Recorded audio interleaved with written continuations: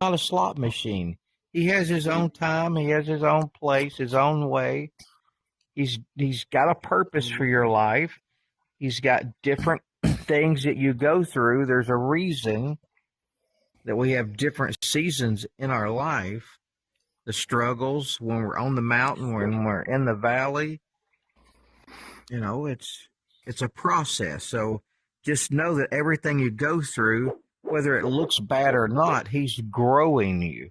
He's building character in you. Amen. Thank you. That explains the vision I had about levers and buttons when I was prophesying to this one sister. And you just answered it. He's not a slot machine. I'm witnessing to Jesus so that he'll give me a husband. I'm like, yeah, it's not levers and buttons here. Just believe God.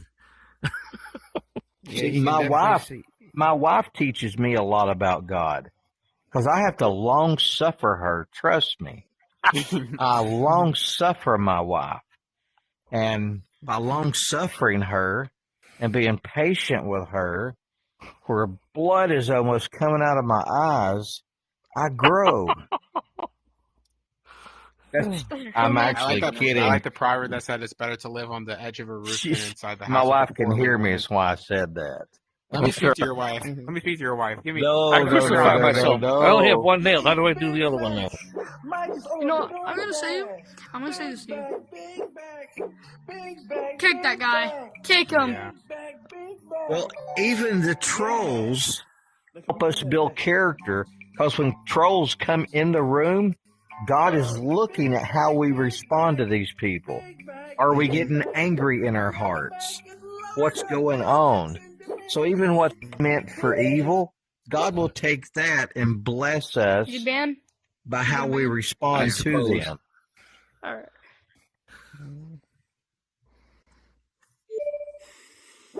I thought that song was Big Mac, like a McDonald's Big Mac, but it's Big Back, not Big Mac. Well, yeah. Hey, Mark, I just want to know, I want you to have a good life. I want Jesus to always be with you at all costs. He'll always protect you. I just want you to have a good life. Don't worry about anything, because God is always going to be there watching your back, and he's just going to be there. Always. I appreciate it, my friend. Thank you. You're welcome. Mm-hmm. You see, that's why it's important to teach kids about Jesus. Now, just because bad things happen to good people don't mean that God does not have your back. Because most of the people that followed Christ, it didn't look too good for them in the end.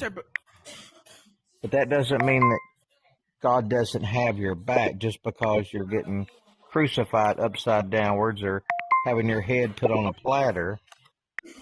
He still loves you and has your back. Amen. So ain't that right?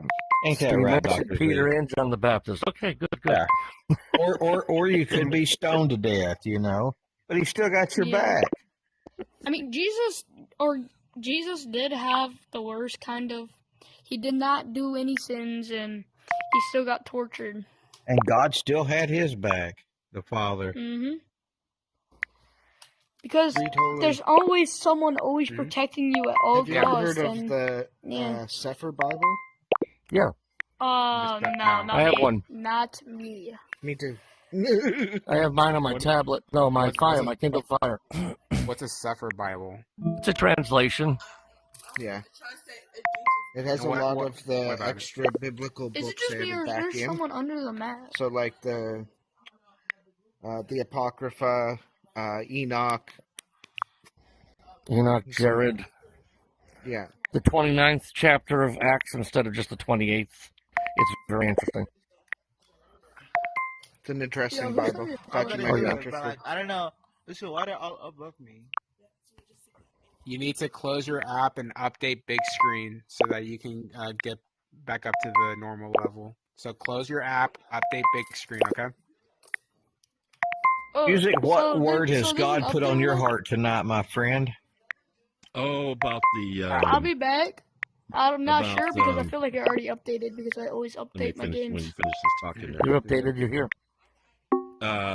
He's been speaking to me about I always update my stuff. The word being planted on different types of soil. And the whole thing of what that meant All right. Yeah, what that means, I want to hear it, man, because the Lord's put in my spirit to ask you about this. Uh-huh. Well, So say it it's like again. when the word that talks, it's in Matthew, where he starts talking about the whole chapter 13, I think it is. He's talking about the word planted on different types of soil. Okay. Yeah, and then he said it to the people, and they didn't understand. But then the disciples asked him what does this mean, and he explained it to them what the the different soils meant. One was on rocky ground, one was where I have to go over it myself. I have to remember the word because the devil's going to fight all of that stuff because those are such keys in there as to what we're facing in our everyday life in terms of relationships. Hey, Because you're trying to the whole thing is to go out and bring people to Christ, right? So, but to be able to perceive where they're at and what they're able to receive, right?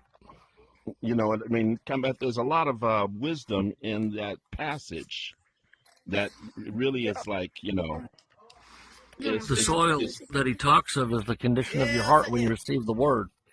Yeah, exactly. And he goes on to explain that in that passage. And, it says, thy word I've hid in my heart that I might not sin against thee. Right. And really, and the sin being, it's learning how to love your brother. Like you mentioned, when I came in here, Mark, you were mentioning about, forgiving and so on. But I've also heard this, we forgive really to keep our spirit clear. It really has nothing to do with the other person. And it's because love does not rejoice in unrighteousness. Right. And so it's like we can forgive, but God may not have forgiven. And so they might be on their own. It takes perception to understand, okay, I forgive you because that's keeping me clear. God doesn't want me to have the same toxic spirit that comes from because everybody's being controlled by spirits. It's spirits. And God doesn't want us